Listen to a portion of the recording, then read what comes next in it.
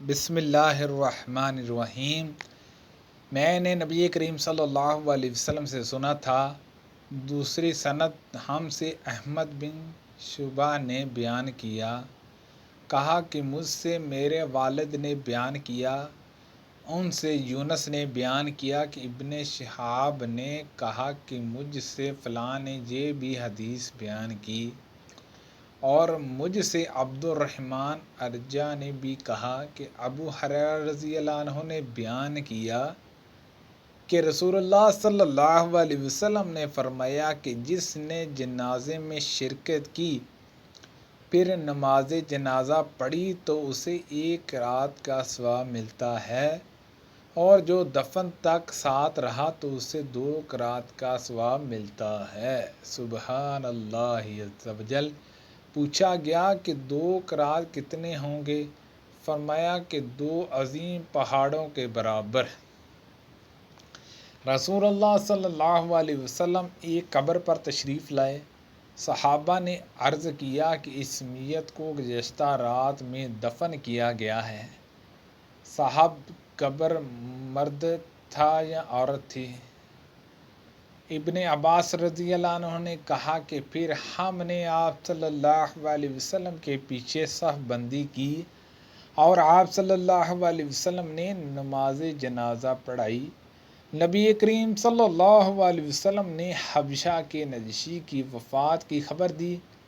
اسی دن جس دن ان کا انتقال ہوا تھا، آپ نے فرمایا کہ اپنے بھائی کے لیے خدا سے مغفرت چاہو، اور ابن شہاب سے یوں بھی روایت ہے، انہوں نے کہا کہ مجھ سے سعد بن مصعب نے بیان کیا کہ ابو ہریرہ رضی اللہ عنہ نے فرمایا کہ نبی کریم صلی اللہ علیہ وسلم نے عیدگاہ میں صف بندی کرائی، پھر نماز جنازہ کی 4 تکبیریں کہیں۔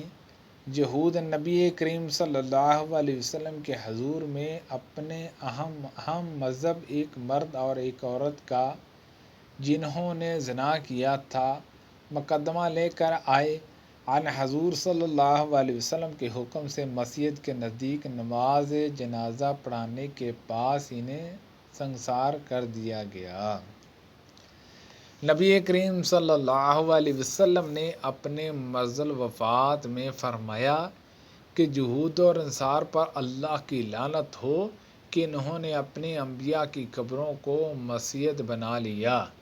حضرت عائشہ رضی اللہ عنہا نے کہا کہ اگر ایسا ڈر نہ ہوتا تو آپ کی قبر کھلی رہتی اور حجرے میں نہ ہوتی، کیونکہ مجھے ڈر اس کا ہے کہ کہیں آپ کی قبر بھی مسجد نہ بنا لی جائے۔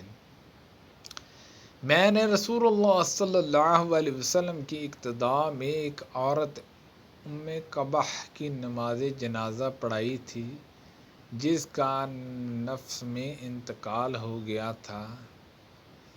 رسول اللہ صلی اللہ علیہ وسلم اس کی کمر کے مقابل کھڑے ہوئے۔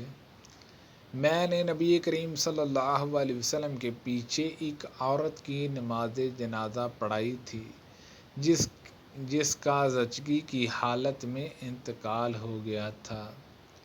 آپ اس کے بیچ میں کھڑے ہوئے۔ نجاشی کا جس دن انتقال ہوا اسی دن رسول اللہ صلی اللہ علیہ وسلم نے ان کی وفات کی خبر دی، اور آپ صلی اللہ علیہ وسلم صحابہ کے ساتھ عیدگاہ گئے۔ پھر آپ صلی اللہ علیہ وسلم نے صف بندی کرائی اور 4 تکبیریں کہیں۔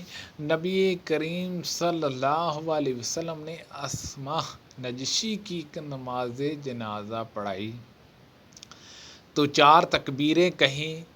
یزید بن ہارون واسطی اور عبدالصامد نے سلیم سے اسما نام نقل کیا ہے اور عبدالصامد نے اس کی متابعت کی ہے۔ سبحان اللہ عز و جل۔ اللہ پاک سے دعا ہے کہ اللہ پاک ان حدیثوں پر عمل کرنے کی توفیق عطا فرمائے۔ اللہ پاک ہم سب کو قرآن و سنت کے مطابق نماز جنازہ پڑھنے کی توفیق عطا فرمائے۔ آمین بجاہ النبی الامین صلی اللہ علیہ وسلم۔